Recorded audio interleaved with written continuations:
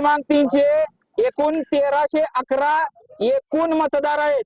तर एकूण मतदार दिले तिने 4077 आणि त्यामध्ये एकूण मतदान झाले सांगितले 3109।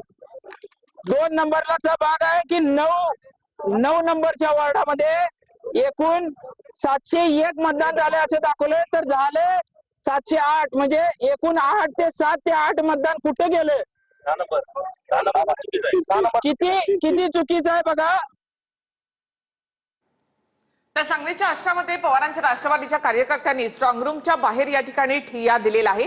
दादा गटाचे प्रवीण माने आणि पवार गटाचे विशाल शिंदे यांच्यामध्ये या ठिकाणी लढत होती। मात्र इथे 1% वाढवण्यात आला, 1% मतदान जास्त कसं असा सवाल पवारांच्या राष्ट्रवादीच्या कार्यकर्त्यांनी इथे केलेला आहे। अजूनही स्ट्रॉंग रूमच्या बाहेर या ठिकाणी या सगळ्या कार्यकर्त्यांनी ठिय्या दिलेला आहे। राजकीय पक्षांना या ठिकाणी पहारा करण्यासाठी मुभा देण्यात आली आहे। मात्र स्ट्रॉंग रूमच्या आतमध्ये काय चालतं हे आम्हाला दिसत नाही असं कार्यकर्त्यांचं म्हणणं आहे। त्यामुळे तुम्ही एखादी स्क्रीन लावा म्हणजे तिथे काय सुरू आहे ते आम्हाला कळेल असं या कार्यकर्त्यांचं म्हणणं आहे। त्यामुळेच पवारांच्या राष्ट्रवादीचे कार्यकर्ते या ठिकाणी आक्रमक झालेले आहेत। पोलिसांची देखील त्यांनी या ठिकाणी वाद घातलेला आहे। तसंच स्ट्रॉंग रूम मध्ये जाण्याचा प्रयत्न देखील काही कार्यकर्त्यांनी केला होता, ज्यांना पोलिसांनी बाहेरच थांबवलेला आहे। सध्या पोलीस या कार्यकर्त्यांशी संवाद साधतायत, त्यांची समजूत काढतायत। हॅलो, राजवर्धन बोलतोय। जरा मतात वाढ झाल्या आले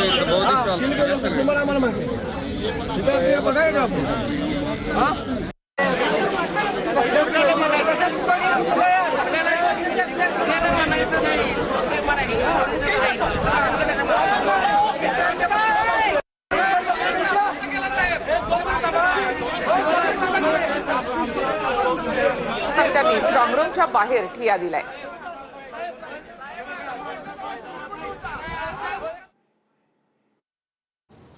काही लोक पराभूत मानसिकतेमध्ये असतात, त्यांना धाकधूक असतं, निवडणूक जिंकू का नाही जिंकू। धाकधुकीच्या अवस्थेपोटी निराशा झाली असल्यास किंवा त्यांचं मानसिक असं प्रेशर असल्यास की बाबा आमची निवडणूक गौण होईल का, आमची निवडणूक गेली आहे।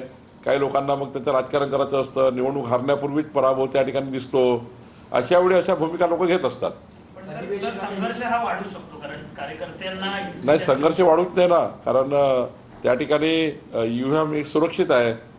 त्या ठिकाणी त्यांना काही अजूनची त्या ठिकाणी काय सुरक्षा पाहिजे देता येईल, पण अशा प्रकारचा संघर्ष वाढवणं योग्य नाही आहे। अधिवेशन 1 आठवड्याचं होणार आहे, त्यावरती भास्करच्या असं म्हणत आहे की विरोधी पक्षासमोर जाण्याचं धाडस हे सत्ताधाऱ्यांमध्ये नाही। भास्कर जाधव आतमध्ये काय बोलतात, बाहेर काय बोलतात। आतमध्ये त्यांनी प्रस्तावाला मान्यता दिली, मी कामकाज समितीमध्ये आहे, आतमध्ये तर सांगलीच्या आष्टामध्ये पवारांच्या राष्ट्रवादीच्या कार्यकर्त्यांनी स्ट्रॉंग रूमच्या समोर ठिय्या दिलेला आहे। दोन्ही राष्ट्रवादींमध्ये पवार विरुद्ध पवार अशी खरं तर सांगलीच्या आष्टामध्ये ही लढत आहे। दादा गटाचे प्रवीण माने आणि शरद पवार गटाचे विशाल शिंदे या ठिकाणी लढत आहे आणि यामध्ये 1% वाढल्याचा आरोप इथे कार्यकर्त्यांनी केलेला आहे। त्यानंतर कार्यकर्त्यांनी इथे जोरदार गोंधळ घातलाय। मतदानाचा टक्का वाढवल्याचा कार्यकर्त्यांचा आरोप आहे।